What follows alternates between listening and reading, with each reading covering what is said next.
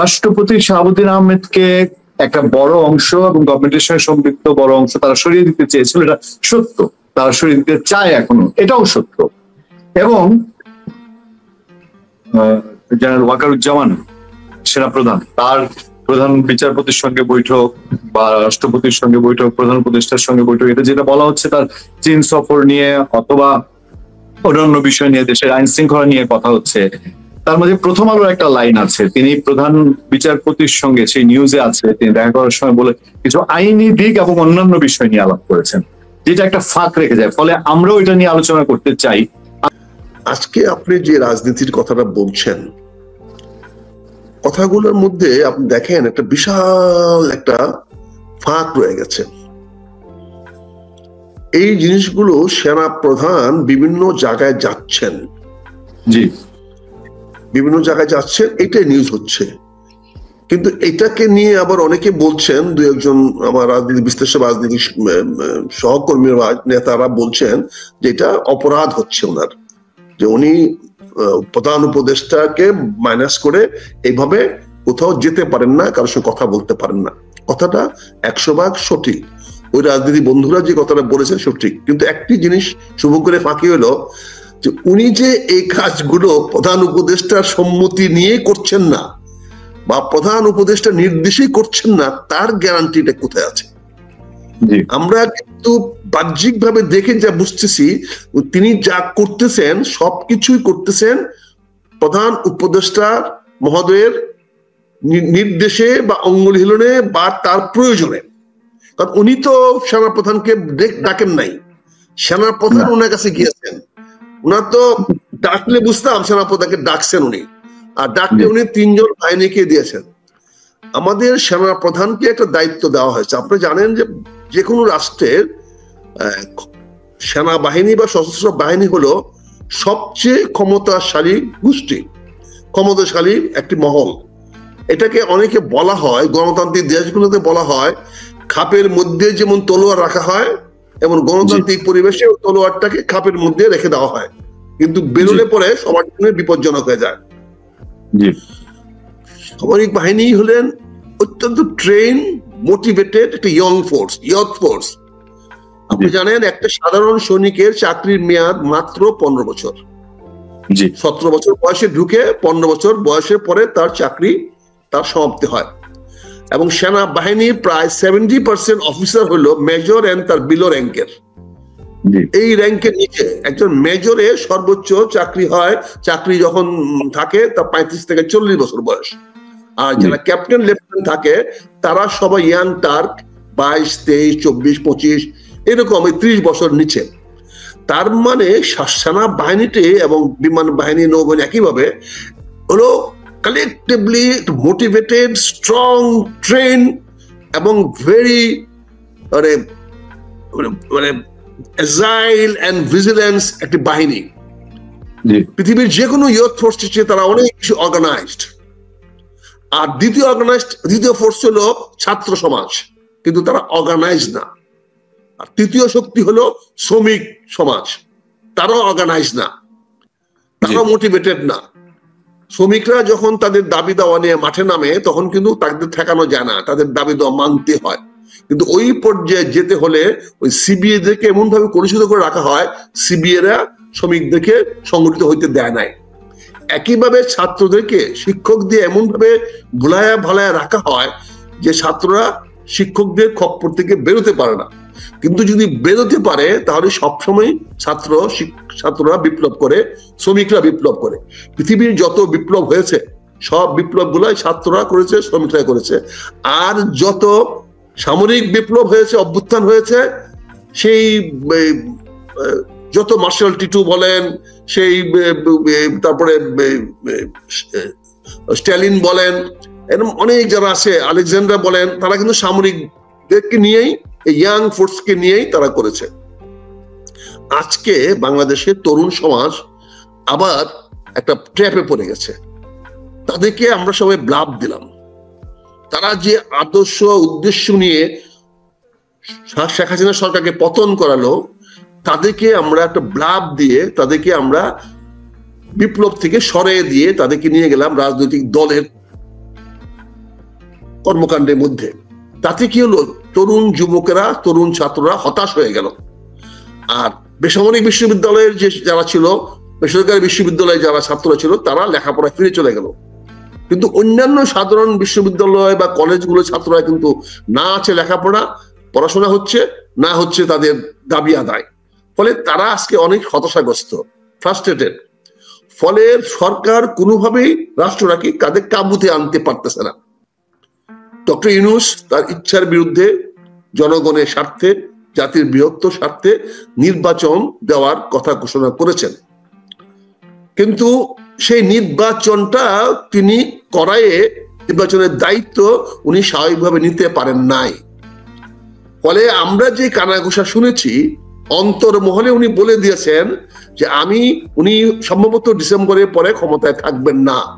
এই ধরনের একটি ফাইনাল কথা বিভিন্ন উচ্চ মহলে যারা ক্ষমতা নিয়ে ডিল করে, যারা ক্ষমতার ব্যাপারে চলাচল করে, আলোচনা করে, এই ধরনের একটা কথা আমরা কানাঘোষা শুনতে পাচ্ছি, কিন্তু কারো কাছ থেকে আমরা অথেন্টিক কিছু পাই নাই। কিন্তু বিষয়টা হচ্ছে যে নির্বাচন করার দায়িত্ব ডক্টর ইউনূস সাহেব নেবেন না। কারণ আপনারা জানেন, নির্বাচন যিনি করান তাকে কেউ ধন্যবাদ দেয় না। এবং শাহাবুদ্দিন সাহেব একটা সুষ্ঠু নির্বাচন দেওয়ার পরেও কিন্তু আওয়ামী লীগ তাকে প্রাথমিক অবস্থায় শাহাবুদ্দিন সাহেবকে অনেক বকাঝকা করেছেন, অনেক অসম্মান করেছেন। যদিও পরবর্তীতে এক রাজনীতি খেলা খেলতে গিয়ে তাকে রাষ্ট্রপতিও বানিয়েছিলেন, এবং রাষ্ট্রপতি বানানোর পরেও যখন আবার 2001 হেরে গেল আওয়ামী লীগ, তখনও কিন্তু আবার শাহাবুদ্দিন সাহেবকে আবার খুব একটা ভালোভাবে মূল্যায়িত করা হয় নাই। আওয়ামী লীগ অনেককে মূল্যায়ন করেছে, কিন্তু শাহাবুদ্দিন সাহেবকে মূল্যায়ন করে নাই। ফলে স্বাভাবিকভাবে ডক্টর ইউনূস সাহেব বলে, ওনার জায়গা হলে আমিও তাই করতাম। যেখানে আমাকে শাসন করতে দিচ্ছে না, আমার কথা মানছে না, সেখানে আমি নির্বাচন করে দেওয়ার পরে যারা জয়লাভ করবে তারা তো খুশি হবেই, আর যারা জয়লাভ করবে না তারা কি করবে? তারা তো প্রথমে আমার বিরুদ্ধে লেগে যাবে। ওইটার মধ্যে আমি এই সম্মানটা শেষ মুহূর্তে আমি হারাবো কেন?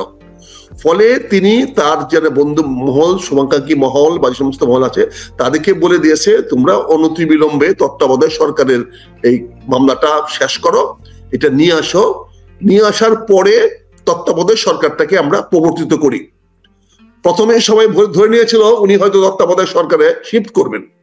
তত্ত্বাবধায়ক সরকারে শিফট করলে উনি হয়তো তত্ত্বাবধায়ক সরকার থেকে ইলেকশন দিয়ে দিলেন। কিন্তু যেহেতু উনি নির্বাচনের দায়িত্ব নিতে চাচ্ছেন না, শুধু চাচ্ছেন না, উনি কোনো অবস্থাতে নিবেন না বলেই আমার দৃঢ় বিশ্বাস, আমি যতটুকু রাজনীতির বুঝি, তাতে মনে হচ্ছে উনি দায়িত্ব নেবেন না। তাহলে বিকল্পটা কি হতে পারে? বিকল্পটা হতে পারে 26শে ডিসেম্বর যদি প্রধান বিচারপতি স্বাভাবিক নিয়মে উনি যদি রিটায়ার্ড করেন, তাহলে তত্ত্বাবধায়ক সরকারের বিধান অনুযায়ী সদ্য সাবেক প্রধান বিচারপতি, অবসরপ্রাপ্ত প্রধান বিচারপতি, উনি তত্ত্বাবধায়ক সরকারের প্রধান হতে পারেন। তাহলে দেখা যাচ্ছে 26শে ডিসেম্বরের পরে প্রধান বিচারপতি জাস্টিস রিফাত সাহেব পরবর্তী তত্ত্বাবধায়ক সরকারের প্রধান হওয়ার জন্য একদম যোগ্যতম প্রার্থী হয়ে যাচ্ছেন। কিন্তু এখন ফ্যাক্টরা দেখা দিয়েছে 26শে ডিসেম্বর আর 15 ফেব্রুয়ারি এই সময়টা নির্বাচনের জন্য যথেষ্ট সময় নয়। কাজেই তত্ত্বাবধায়ক সরকার কমসে কম 2.5 মাস বা 3 মাস সময় নিতে হবে। তার মানে হচ্ছে যে রিফাত সাহেবকে হয়তো তার অবসরটা 1 মাস বা 1.5 মাস আগায় আনতে হতে পারে, হয়তো নভেম্বরের মাঝামাঝি নিয়ে আসতে হতে পারে।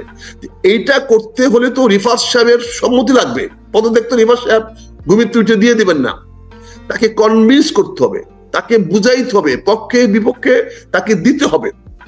এবং রিফাত সাহেব সেই ঝুঁকিটা নিবেন কিনা, সেই ধরনের দেশপ্রেম বা রাষ্ট্রের চিন্তা তা আছে কিনা। ওনারা জানেন যে ওনারা হলেন কি বলে খাঁটি বাঙালি, পশ্চিম বাংলার থেকে আসা মানুষ। যেভাবে ভারত বিদ্বেষী কথাবার্তা বলা হচ্ছে, এখনো তো রিফাত সাহেবদের আত্মীয় স্বজনরা মুর্শিদাবাদে বাস করেন, এখনো তো ওই এলাকাতে বাস করেন, তাদের আত্মীয় স্বজন বা এখনো তারা আছে, তারাই বা কতটুকু নিরাপদ হবে, যেখানে ভারত বিরোধী একটা বিশাল একটা আবহাওয়া বাংলাদেশে বিরাজমান, সেখানে তত্ত্বাবধায়ক সরকার প্রধান যদি এরকম একটা ভারত বিরোধী শিবিরে এসে যদি যোগদান করে, তাহলে উনার অবস্থান নেবে কতটুকু কি হবে। তারপরে এই সমস্ত বিভিন্ন আইনগত অনেক কিছু হয়েছে, উনাকে দিয়ে অনেক মামলা মোকদ্দমাকে মাফ করানো হয়েছে, অনেক কে বিচার বিভাগকে দিয়ে অনেক কিছু করানো হয়েছে, যেটার দায় দায়িত্ব প্রধান বিচারপতি যদি তত্ত্বাবধায়ক সরকারের প্রধান হন, তাহলে সেটাও তো উনার গায়ে বর্তাবে। উনি সেটাকে কিভাবে দেখবেন, সেই দায় দায়িত্ব উনি কিভাবে পালন করবেন। তারপরে উনি সচিবালয় চেয়েছিলেন, আলাদা সচিবালয় চেয়েছিলেন সুপ্রিম কোর্টের, সেটাও এখন পর্যন্ত দেওয়া হয় নাই, সরকার দেয় নাই। এখন এখানে এই যে ফ্যাক্টরটা বেড়েছে, এই ফ্যাক্টরটা হচ্ছে যেটা আমি অ্যাজাম্পশনের মধ্যে বলছি কানাঘোষা শোনার থেকে, যে একদিক দিয়ে ডক্টর ইউনূস সাহেব তার উচ্চ মহলে বলে দিয়েছেন তোমরা বিকল্প খুঁজো, আমি থাকবো না, হোয়াট এভার মে কাম, আমি ডিসেম্বরের পরে থাকবো না, হয়তো এই ধরনের একটা গুসা বা মনোভাব উনি হয়তো প্রকাশ করে দিয়েছেন। যার ফলে এখন সেনা প্রধান দেশের রক্ষা করার জন্য, দেশের অবস্থাকে ধরে রাখার জন্য উনি আজকে ঘরে ঘরে দাঁড়ে দাঁড়িয়ে দৌড়ে বেড়াচ্ছেন। একইভাবে আমেরিকান অ্যাম্বাসেডর আজকে দুতারি করে বেড়াচ্ছেন রিফাত সাহেবকে রাজি করানোর জন্য। রিফাত সাহেবকে রাজি করাতে পারলেই, যদি রিফাত সাহেব রাজি হয়ে যায়, প্রধান বিচারপতি জাস্টিস রিফাত যদি রাজি হয়ে যায়, তাহলে মনে হয় জিনিসটা অন্যদিকে মন নিবে এবং সেটা সবার সামনে পরিষ্কার হয়ে আসবে। যতক্ষণ পর্যন্ত জিনিসটা পরিষ্কার না হবে, ততক্ষণ পর্যন্ত তো এখানে কেউ ঘোষণা দিতে পারতেছে না। মানে এখন তো সবাই এখন হিরো, কেউ তো কাউকে মানে না। আপনি দেখছেন ছোটখাটো বিষয় নিয়ে কত বড় বিষয় হয়ে যায়। আপনি দেখেন এখানে আজকে এই বিপ্লবী সরকারের বিপ্লবের যে মাধ্যমে যে সরকার গঠিত হয়েছে, বিপ্লবের ফসল যে সরকার, সেই সরকারের হাতে একজন অন্যতম বিপ্লবী নুরুকে আজকে মার খেতে হয়েছে, অপমানিত হতে হয়েছে, লাঞ্ছিত হতে হয়েছে, তার পার্টি অফিসকে তছনছ করা হয়েছে। যে কোনো মানদণ্ডে, যে কোনো দৃষ্টিভঙ্গিতে এটা মেনে নেওয়া যায় না, এটা গ্রহণযোগ্য নয়, এটা নিন্দনীয় কাজ হয়েছে। কিন্তু নিন্দনীয় হওয়ার পরেও তো কি হলো, নুরুকে তো আমরা অপমান করেছি, সে অপমানটা কি ফিরিয়ে দিতে পারবো? নুরুকে তো আমরা লাঞ্ছিত করেছি। যদি নুরু মারা যেত, তাহলে আজকে দেশে কি অবস্থা হতো বলেন তো? দেশকে রাখতে পারতেন, ধরে রাখতে পারতেন? এই দেশটার কোন উচ্ছৃঙ্খল অবস্থায় চলে যেত। তারপরেও আজকে যে একটা শ্রেণীর উঠতি বয়সে অনেকে অনেক কথা বলে, আমরা অতীতে জাসদকেও দেখেছি, জাসদের সময় আমরা উত্থান দেখেছি, জাসদের কথায় কথায় ঘেরাও দেখেছি, জাসদকে আমরা কি করতে দেখেছি, স্বরাষ্ট্রমন্ত্রীর বাড়ি ঘেরাও করতে দেখেছি। তারপরেও তাদেরকে দমন করার জন্য তৎকালীন প্রধানমন্ত্রী বঙ্গবন্ধু শেখ মুজিবুর রহমান লাল গোড়া দাবড়িয়েছিলেন। আমরা তখনও যুবকদের দেখেছি সারা বাংলাদেশে কিভাবে ওই ইয়ার নামে, ওই বিভিন্ন সন্ত্রাসী গোষ্ঠী সর্বহারার নামে যে তাণ্ডব লীলা তার চালিয়েছিল। আমরা তো সেই সময় দায়িত্ব পালন করেছি, আমরা দেখেছি আত্রাই, রাজশাহী, নাটোর, তারপরে বরিশাল অঞ্চল, তারপরে পুরা এলাকাতে কুষ্টিয়া, এই সমস্ত এলাকাতে কিভাবে শান্তি ওই সর্বহারার হাতে চলে গেছিল দাস, কিরকম রূপ ধারণ করেছিল, সেইগুলো তো দমন করা হয়েছিল। সেখানেও তো মানুষকে মারতে হয়েছিল, অনেক মানুষ গুম খুন হয়েছে, অনেক মানুষকে হত্যা করে তারপরে রাষ্ট্রটাকে একটা নিয়মতান্ত্রিকের মধ্যে আনতে হয়েছিল। কিন্তু তার ফলে জীবন দিতে হয়েছিল বঙ্গবন্ধু শেখ মুজিবুর রহমানকে। কারণ হত্যার বিপদে হত্যা, এটা তো স্বাভাবিক, এটাই তো হবে। একইভাবে শেখ হাসিনা গুম খুন এত কিছু করার পরে গুম খুন করতে গিয়ে আজকে উনি গুম খুনের শিকার হবেন, এটা তো স্বাভাবিক। ওনার শাসনকালে যদি গুম খুনের চর্চাটা না করতেন, বিরোধী দলকে দাবিয়ে রাখার এই চর্চা না করতেন, উনি যদি দেশটাকে সততার দিকে নিয়ে যেতে পারতেন, উনি যদি এই দুর্নীতি গুলাকে থেকে মুক্ত থাকতে পারতেন, তাহলে আজকে তো উনার কপালে এই গ্লানিটা আসতো না।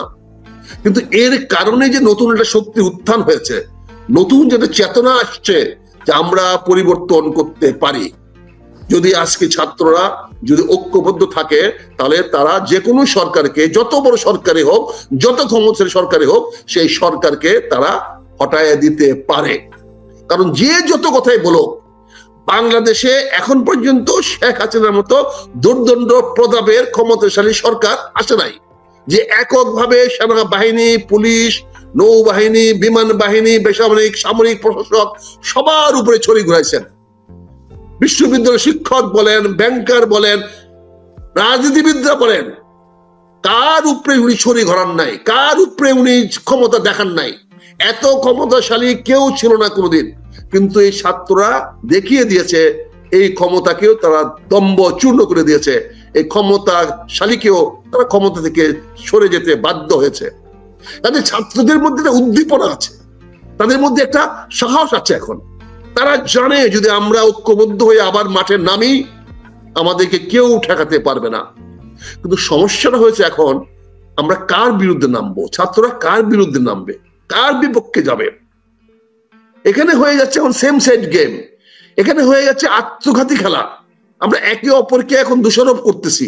এই সকল দোষারোপের সুযোগটা কিন্তু আবার মানে ডাইরেক্টলি চলে যাচ্ছে ভারতের পক্ষে, ডাইরেক্টলি চলে যাচ্ছে আওয়ামী লীগের পক্ষে।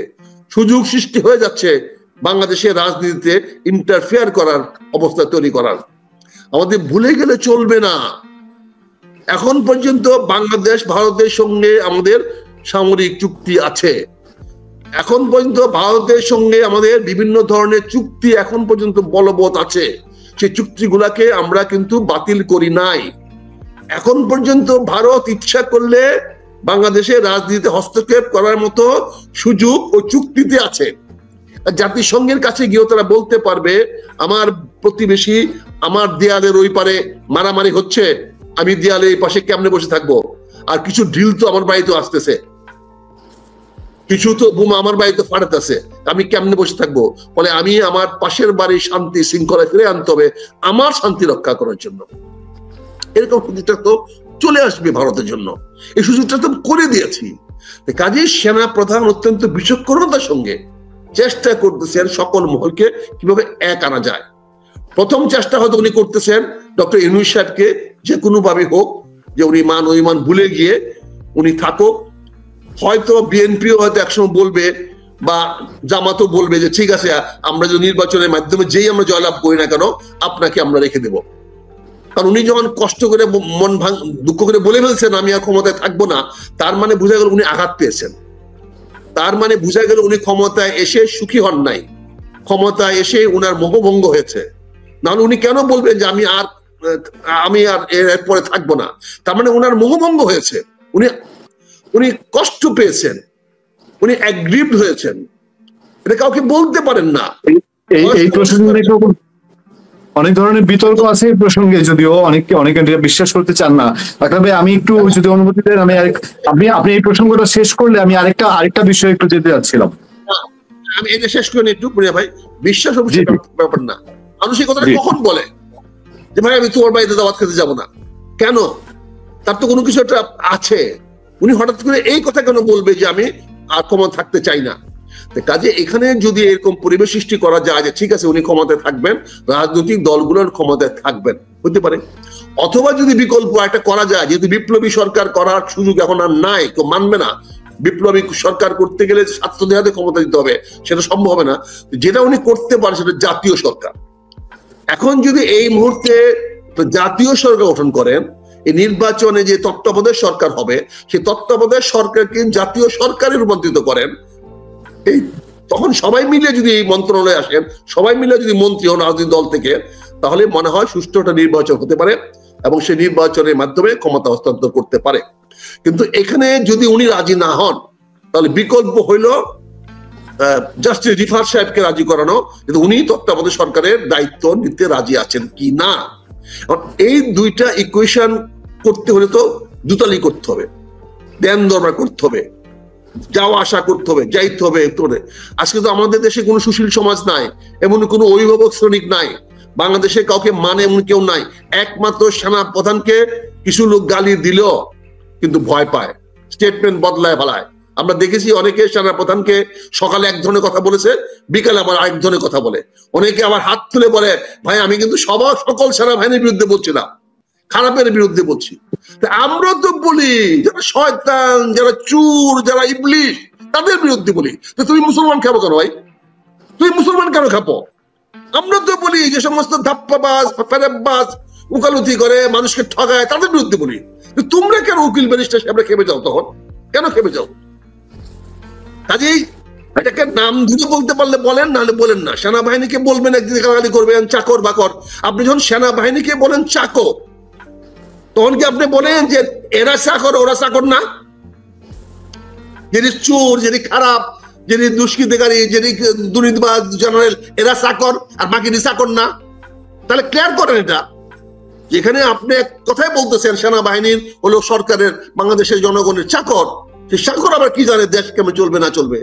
তাহলে আবার কেন বলেন যে আমি সেনাবাহিনীর বিরুদ্ধে না ভাই, আমি সশস্ত্র সেনাবাহিনীর বিরুদ্ধে না, দেশপ্রেমী সেনাবাহিনীর বিরুদ্ধে না, আমি খারাপ লোকদের বিরুদ্ধে? এটা তো হয় না ভাই, দুমুখী কথা দিয়ে হয় না। Spade is spade. সাহস থাকলে বলেন, গুলি খেলে বুকে খান। বুকে গুলি খাওয়ার মতো কথা বলেন না, সামনে আগে আসেন না, যেটা হইতে দিব না। Stop stop. ইন্টারনেটে টেলিফোনে করিয়া আগে আসেন, আক্রমণ করেন, সবাই ঝাঁপাইয়া পড়েন, এটা তো টেলিফোনে বলা যায়। তো মাঠে কোথায় আসলেন না তো কেউ? মাঠে তো পুনিয়াকে দেখলাম না যে মাঠে আইসা ডাক দিচ্ছে ভাই আপনি জনগণকে আসেন। আমি তো বলছি আমি ডাক দিতে পারি না আমার বয়সের কারণে। যদি আমার বয়স থাকতো আমি অবশ্যই ডাক দিতাম। অতীতে যখন আমার বয়স ছিল ডাক দিয়েছি, পিছনে তাকাই নাই, সামনে ছিলাম। আজ পর্যন্ত কেউ বলতে পারবে না মিছিলের 2 নম্বর লাইনে ছিলাম। যত বড় মিছিল করি, ম্যাডামের সঙ্গে মিছিল করলো পাশে দাঁড়ায় মিছিল করেছি, পিছনে থাকায় মিছিল করি নাই। মিছিল থেকে সবাই চলে গেছে, মেজর আক্তার যায় নাই, এর প্রমাণ ফার্ম গেটে আছে। ফার্ম গেটে আমার রাজনীতি জিজ্ঞাসা করে দেখেন, সেই মিছিল, মেজর আক্তারের মিছিলকে পুলিশ ছাত্রলীগ বন্ধ করতে পারে নাই। আমরা যখন নামি যুদ্ধ করার জন্য নামি, আর যুদ্ধ করতে নামা মানে হলো হয় শহীদ হব না হলে গাজী হব, এর মাঝামাঝি কিছু নাই।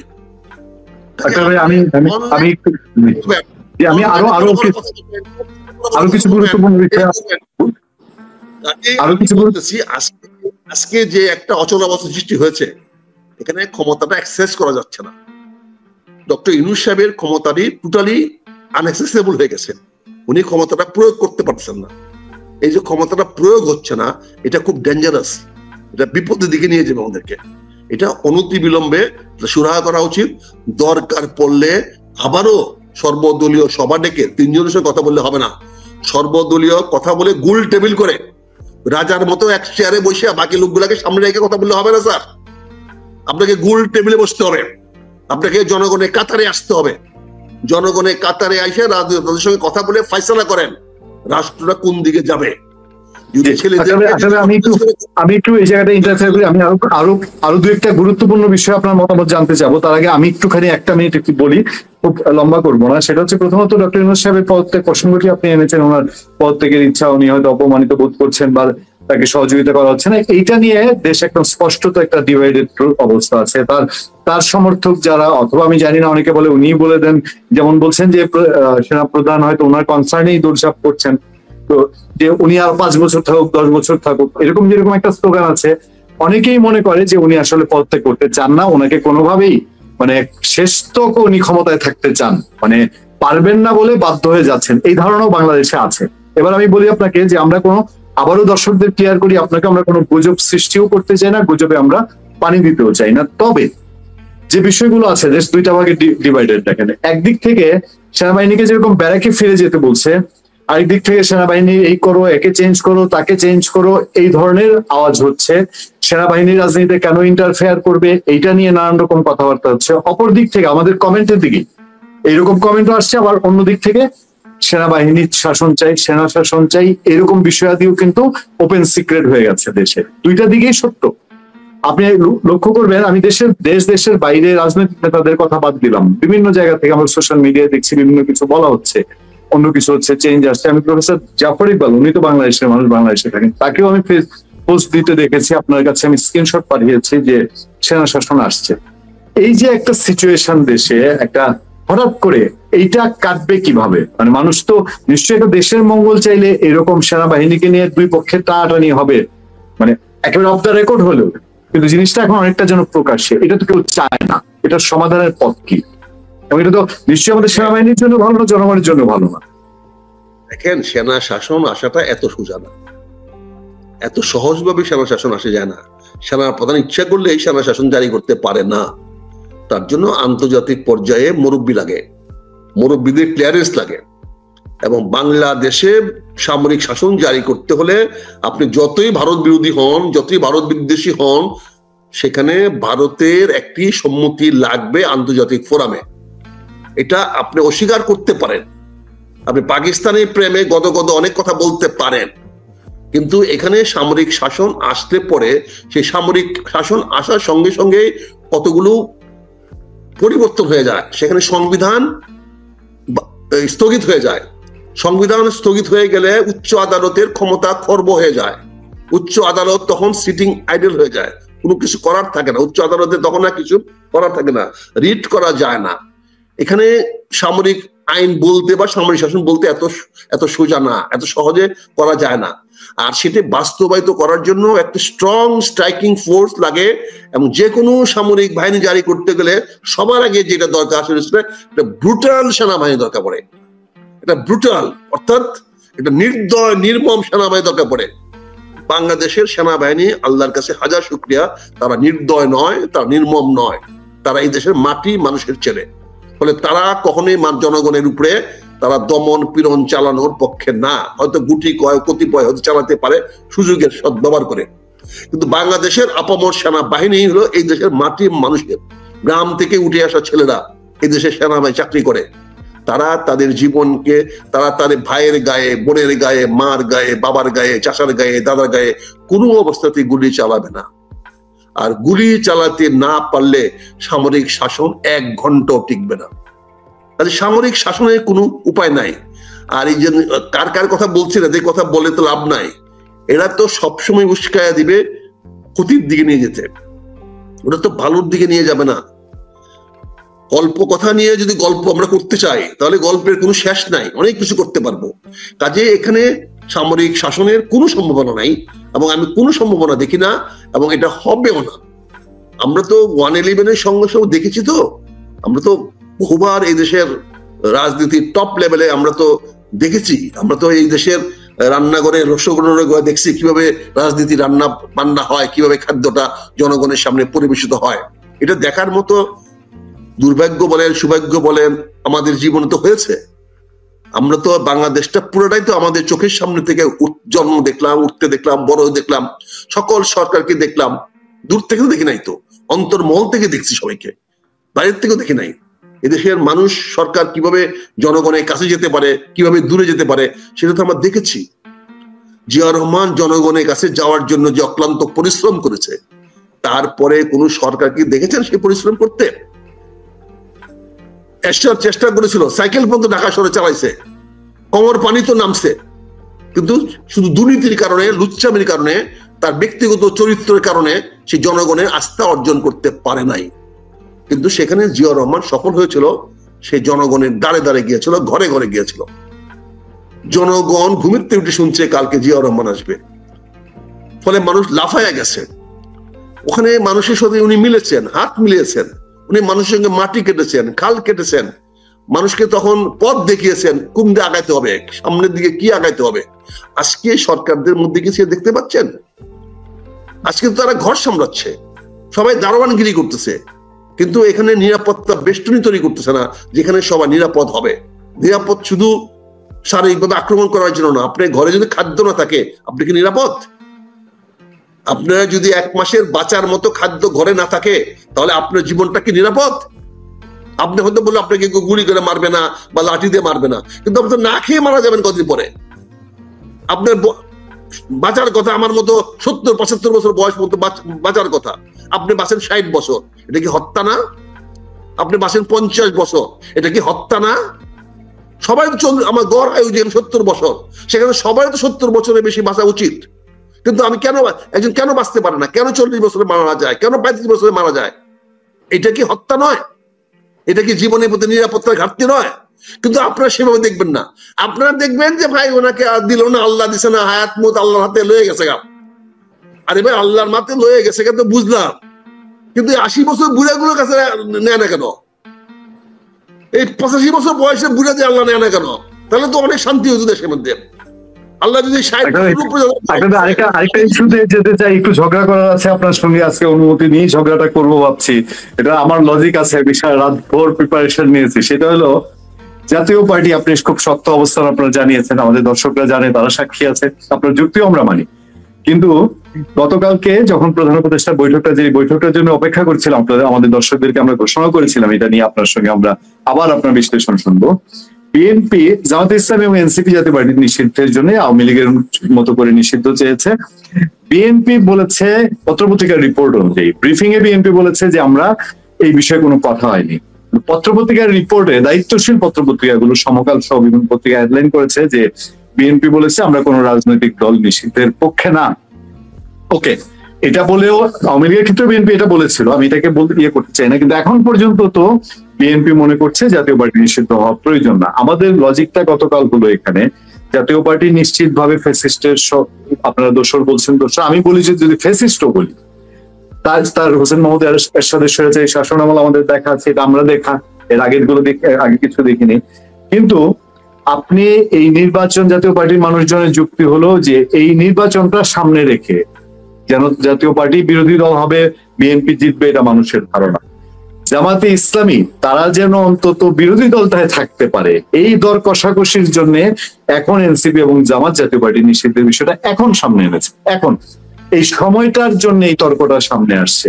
জাতীয় পার্টি বিচার হতে পারতো, জাতীয় পার্টি ফ্যাসিস্টের দোষর, জাতীয় পার্টি অন্যায় করেছে, অবিচার দুর্নীতি করেছে, কই 10 মাসে তো জাতীয় পার্টির কোন নেতা কর্মীর নামে এইভাবে গ্রেপ্তার, অ্যারেস্ট, মামলা অথবা ভোট চুরির কোন আইন করার উদ্যোগ, যে ভোট চুরি করলে কি কি শাস্তি, চুরি বলতে যে কৌশলে চুরি, রাতের ভোট আয়োজন করা, একটা দলের বাইরে রাখা, এসব কিন্তু কিছু হচ্ছে না। সো জাতীয় পার্টিকে কেন এখন নিষিদ্ধ করতেই হবে, আমি আবারও আপনার কাছে জানতে চাচ্ছি যে এই প্রেক্ষাপট গুলো মাথায় রেখে। আমার কথা খুবই পরিষ্কার, নিষিদ্ধ যখন আওয়ামী লীগকে করেছেন, তাহলে জাতীয় পার্টিকে কেন নিষিদ্ধ করলেন না এতদিন ধরে? কেন করলেন না? আপনার কাছে আমার প্রশ্ন। আপনি এক কাজে তো দুই ফল হইতে পারে না এক গাছে।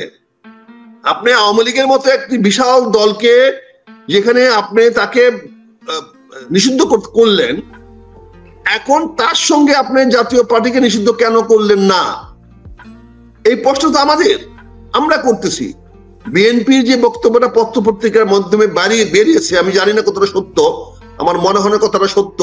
এটা হয়তো কেউ একটু আগবারে, অনেক সাংবাদিক সাহেবরা আছে যারা বিএনপি বিট করে, এরা আবার নিজেদের একটু বাহাদুরি দেখানোর জন্য যে আমি বিএনপির ভিতরে খবর রাখি, সম্পাদক সাহেবের কাছে একটু একটু ভালো পাওয়ার জন্য অনেক সময় আমাদের মতো কিছু দালাল দেখে দিয়ে কিছু কথা বলায় দেয়।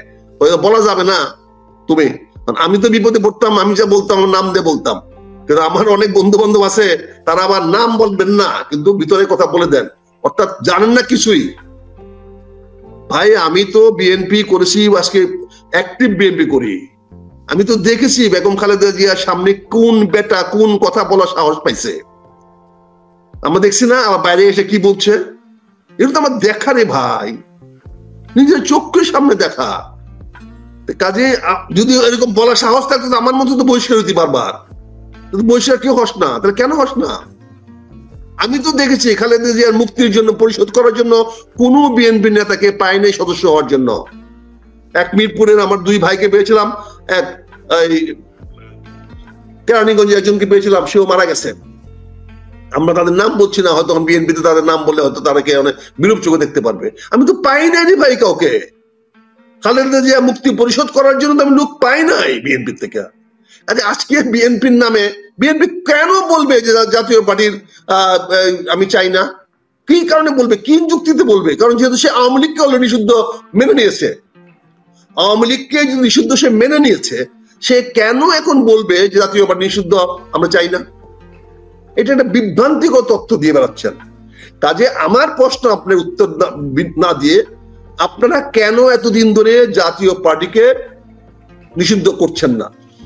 আর আওয়ামী লীগ এত দেউলিয়া হয়ে গেছে যে আওয়ামী লীগ নির্বাচন করতে হবে যাত্রা পার্টির নাম দিয়া, যাত্রা পার্টির নাম লেখায় আওয়ামী লীগ করতে হবে। তাহলে আমি বলবো আওয়ামী লীগ কচুক্ষেতে গিয়ে আত্মহত্যা করা উচিত, নাহলে বঙ্গোপসাগরে গিয়ে ডুবে মারা উচিত। যদি আওয়ামী লীগকে আওয়ামী লীগকে নির্বাচন করতে দিচ্ছেন না, আপনারা তো পার্টিসিপেটর নির্বাচন করছেন না। দিয়েন না, ঠিক আছে, দিবেন না, অসুবিধা কি আছে? এটা আওয়ামী লীগ ফাইট করবে, আওয়ামী লীগ চেষ্টা করবে, আওয়ামী লীগ এই নির্বাচনকে ডিসক্রেডিট করার চেষ্টা করবে, হ্যাডম থাকলে করবে, হ্যাডম থাকলে করবে। কিন্তু আওয়ামী লীগের মতো একটা রাজনৈতিক দল জাতীয় পার্টির নামে নির্বাচন করবে, এরকম ছোট লোক আওয়ামী লীগকে বানিয়ে যাচ্ছেন কেন? এরকম নিম্ন পর্যায়ে আওয়ামী লীগকে নিয়ে যাচ্ছেন কেন? আওয়ামী লীগ কি এতই নিম্ন হয়ে গেছে আওয়ামী লীগ একটা নির্বাচন করতে হবে? তাহলে সে করলো না একটা নির্বাচন, কি আসে যায়? আওয়ামী লীগ না হয় এই 2026 নির্বাচনটা করলো না, তাতে আওয়ামী লীগ কি মরে যাবে, ধ্বংস হয়ে যাবে? আওয়ামী লীগ কি হারিয়ে যাবে বাংলাদেশ রাজনীতি থেকে? বিএনপি তো নির্বাচন করে নাই, 14 সনে করে নাই, 24 সনে করে নাই। বিএনপি কি হারিয়ে গেছে? বিএনপি কি বিলুপ্ত হয়ে গেছে? আওয়ামী লীগ তো 1996 সালে নির্বাচন করে নাই, অংশগ্রহণ করে নাই, তাতে কি আওয়ামী লীগ হারিয়ে গেছে? কোথেকে পেলেন আপনারা এরকম যে জামাত জাতীয় পার্টির কাছে গিয়ে আওয়ামী লীগ প্রার্থী দিতে হবে? এটা ভাবতে তো ঘৃণা লাগে। আপনি যে কারণে কিছু পার্টি না, যে কারণ কিছু না, আওয়ামী লীগের প্রতি আপনি এত অবমূল্যায়ন করেন না। আওয়ামী লীগ এখনো বাংলাদেশের রাজনীতির জন্য একটা আগামী দিনের থ্রেট, আগামী দিনের সম্ভাবনা। ভালো না লাগতে পারে কারো কাছে, এটা কারো কাছে অত মনে হতে পারে আমি আওয়ামী লীগের দালালি করতেছি, জীবন বই শুনে আসতেছি। কাজেই আওয়ামী লীগকে এত ছোট মনে করেন না যে আওয়ামী লীগকে আজকে জাতীয় পার্টির ব্যানারে এসে জাতীয় পার্টির নাম দিয়ে নির্বাচন করতে হবে, যাত্রা পার্টির নাম দিয়ে নির্বাচন করতে হবে।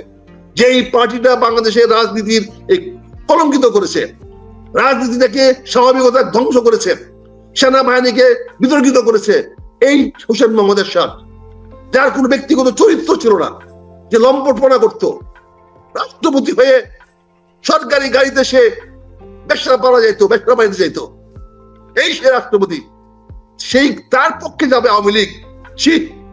আওয়ামী লীগের এত অধপতন আওয়ামী লীগের হয় না রে ভাই। আওয়ামী লীগের হ্যাডম আছে এখনো, আওয়ামী লীগ তো খেলতেছে, এবং দেখেন সবকিছু আওয়ামী লীগের ফেভারে যাচ্ছে। এই যে অনৈক্য দেখা দিয়েছে, এই যে বিভিন্ন বিভেদ সৃষ্টি হচ্ছে, এই যে সামরিক শাসন জারি হবে কি হবে না, কে আসতেছে ক্ষমতায়, এগুলো সব আওয়ামী লীগের ফেভারে যাচ্ছে এবং ভারতের ফেভারে যাচ্ছে। এটা আমরাই করে দিচ্ছি। কাজে জাতীয় পার্টির জন্য আমাদের মায়া কান্না করা উচিত না, এটাকে জ্যান্ত পুঁতে ফেলা উচিত। যেটুকু জাতীয় পার্টি আছে তাদের কতগুলো ভাগে বিভক্ত হয়েছে।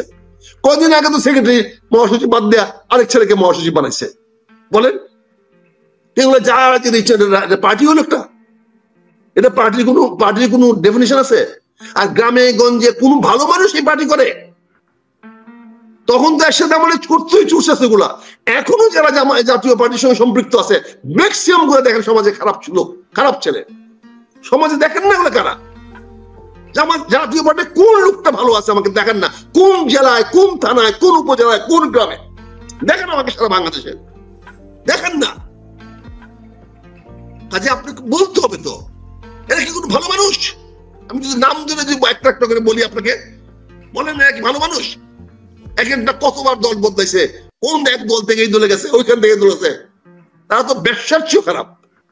এই দলকে নিয়ে কথা বলছেন আপনি। সো আওয়ামী লীগ কোন অবস্থাতেই এই নির্বাচনে জাতীয় পার্টি, এটা হলো জাতীয় পার্টি একটা বন্ধ ধরেছে, ওনাদের অবস্থান ভালো করতেছে, চেষ্টা করতেছে যে আওয়ামী লীগ আমাদের সঙ্গে আসবে, আমরা নির্বাচনে অংশগ্রহণ করব এবং আওয়ামী লীগের শেখ হাসিনা জাতীয় পার্টিতে অংশগ্রহণ করবে। সুরের বাচ্চারা, দেশটাকে মনে করছো তোদের ভাওতাবাজি আগেও করছো, সাইকেল চালায় দেখাইছ বাংলাদেশে, হ্যাঁ আবার কথা বলস। এই ক্রাইসিসটা অনর্থক তৈরি করেছে এই জাতীয় পার্টির প্রতি প্রীতি দেখাইতে গিয়া, এবং এই ক্ষতিটা করা হয়েছে। আজকে সেনাবাহিনী আজকে প্রশ্নবিদ্ধ হয়েছে, আজকে পুলিশ প্রশ্নবিদ্ধ হয়েছে।